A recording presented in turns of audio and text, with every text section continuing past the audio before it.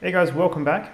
So I did a video previously on how to make a flight plan with the 747, following it using autopilot and doing an ILS landing. And whilst that was a good illustration for why you want to use ILS, because we couldn't even see the runway until the very end, I thought it might be useful if I made another video, but this time with clear skies. So we're doing the exact same flight plan that we did previously, but this time we're going to be in daylight and you'll be able to see the runway approaching. So I've just passed the waypoint of Cride, which is where I started my descent last video, because as I covered off, Flight Sim makes you fly really, really high, and the issue that causes is that basically at the very last second, it's going to ask you to drop a whole ton of altitude, and that's just not going to go well.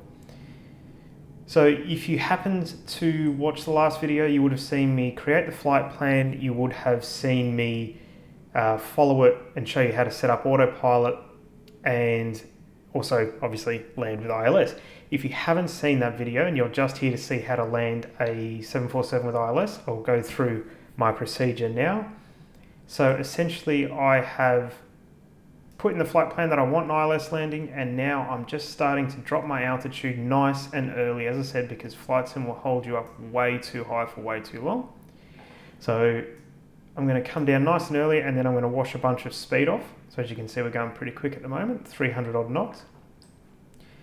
Once we get close to our approach, you'll see on our PFD, there's nothing here at the moment, but what will happen is a localizer will come across the bottom, 4 dots, that's our left and right of the runway, and then 4 dots will appear vertically, and that is our glide slope, and that is what we're going to capture. What I will do is, once we see those dots appear, you'll see a purple diamond on the glide slope. Once it gets close to the horizon, I'm going to come over and click approach mode. That's going to tell the plane that I want to follow the diamond, and you'll see that happen. When we get there, it'll make more sense, but just know that that's what we're going to do. As we're just over the runway, just about to touch down, I'm going to turn off auto throttle, turn off autopilot, and then we'll come in for a landing. Also, what I'm going to do is I'm going to arm auto brake, which you can see down here. So I'm just going to turn that up. I'm also going to make sure that our speed brakes are armed, which they are. And what I'll take the opportunity to do now is actually, I might just drop a little more height. I'm going to come down to 6,000 feet because I know it's going to ask me to do that eventually. So I'm just going to do that now. Reason being that I want to drop as much as much altitude as I can now, so I can have time to slow the plane down, because at the moment we're going quite fast. We're going too fast for me to drop any flat. So if I can get nice and low around the 6,000 feet mark, I can then bring the speed back, I can drop some flat, and we can get ourselves set for a nice calm landing. Okay, so we're just about at 6,000 feet now, so I'm going to take the opportunity to dial out some speed. We'll come back to about 250 odd knots. As you can see in our VFR map, we're getting quite close to decel, and decel you may have noticed in my last video, if you watched it, that I mentioned that essentially Flight Sim, you can see at the moment air traffic control wants us to fly at 18,000 feet. We're going to get to decel and it's going to yell at us to come down to 3,000 feet. Now, my personal experience, you can see that from where decel to the airport is really quite small.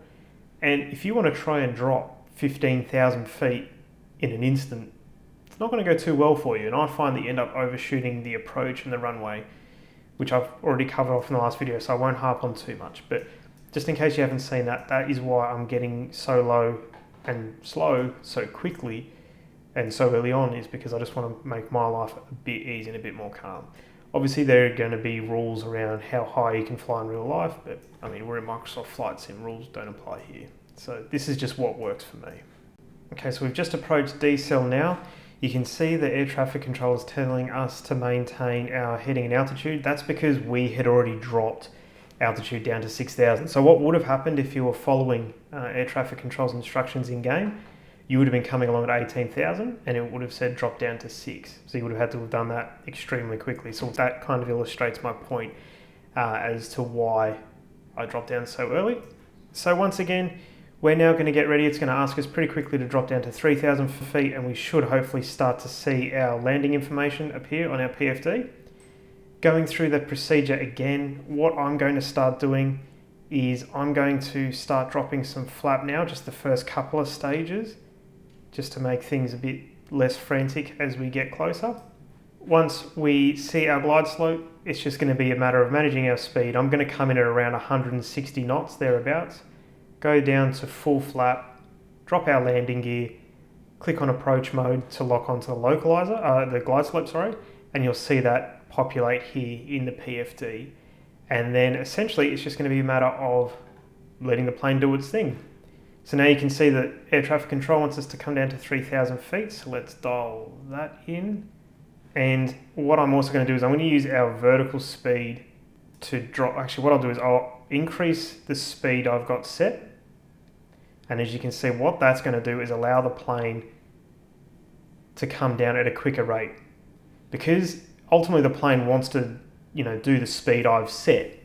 And you can't drop altitude and go slow. Not physically possible. So just by increasing our speed, it means we're going to come down to our 3,000 feet quickly. Once we get to 3,000 feet and level off, I'm going to drop our speed right back. And from there, I'm actually going to deploy full flap, go to 160 knots, and we should be fine. Now, as I'm saying all this, you can see our ILS information is now populated. So along the bottom, 1, 2, 3, 4 dots, that's our localizer, so left and right of the runway. And then the 4 dots up, this is our glide slope. We've got the purple diamond for our localizer, but we don't have the purple diamond for our glide slope because we're too high, but we will get that eventually, that's okay. But what that means is things are going smoothly. So we can get rid of air traffic control now because we don't really care what they have to say. We're now at 3,000 feet, so let's bring our speed right down.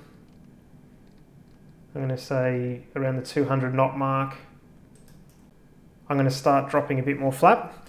Now, something just to note, as we drop flap in, you can see that these red dots start to appear. That's because you do have a limitation on how fast you can go with flaps deployed. If, for example, I go up to 300 knots now, we risk damaging the plane. So actually, as I say this as well, you can see our purple diamonds appearing on the glide slope, so that's good.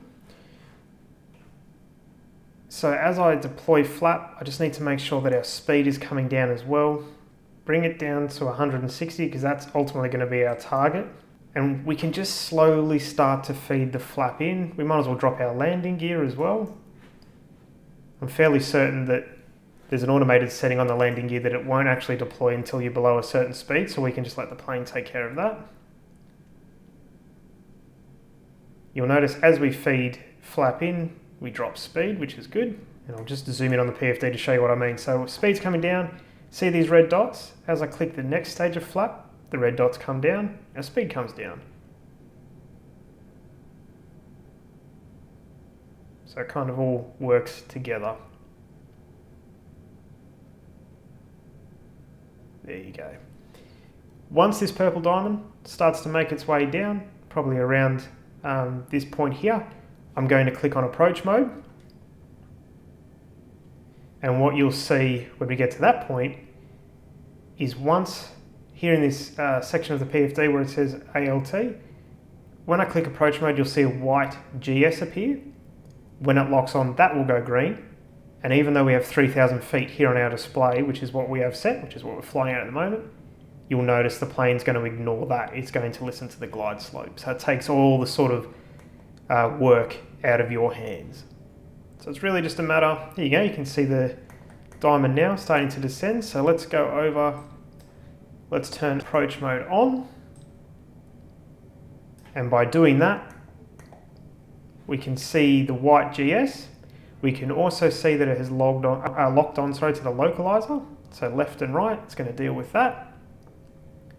And as this comes down, just watch the white GS. There you go. So now it's locked onto the glide slope. As you can see, we're starting to drop altitude even though we've got 3,000 set. We're doing 160 knots. We've got our flaps fully down. We have landing gear down. We are fully set for landing. So if we come out to the outside of the plane, you can see We've got our wheels down. You can now see the runway off in the distance, which is what you couldn't see in my last video. Get rid of VFR because that's not important. Now, as I said, what's going to happen as our wheels are just above the runway, I'm going to turn off auto throttle, I'm going to disconnect autopilot, and we're going to come into land.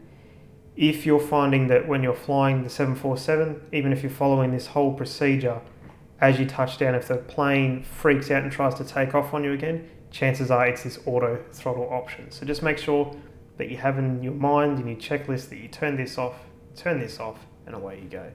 We have auto brake set, speed brakes are set.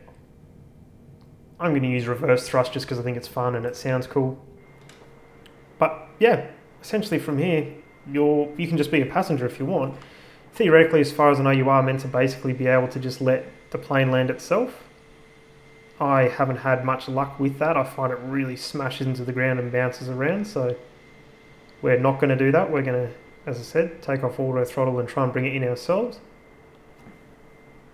But this is a much better demonstration, I think, than our last video. The last video was good because it showed you that you can use ILS when you can't see a single thing, but at least here you can see for yourself what the plane's doing. So we're just coming in nice and calmly, 160 knots, which is what we've set.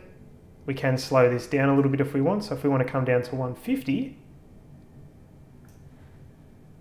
you'll see it'll start to come down to 150, but it will maintain the glide slope. You can see we're coming in pretty nicely.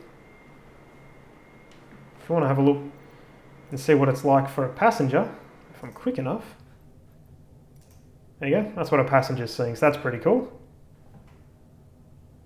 Theoretically, I guess we could just stay in that seat, but let's run all the way back to the cockpit. You can see we're coming down now. Pappy lights off in the distance, which if I go here, you can see the white and red. 2 red, 2 whites, that's good. So let's get ourselves ready. We're going to be turning off auto throttle, we're going to be turning off autopilot and taking over ourselves.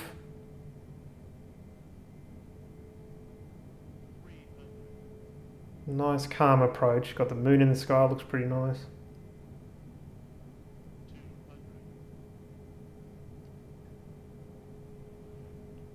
Once we're over the runway, I'm going to kill the throttle. So throttle's off. Autopilot is off. We're down.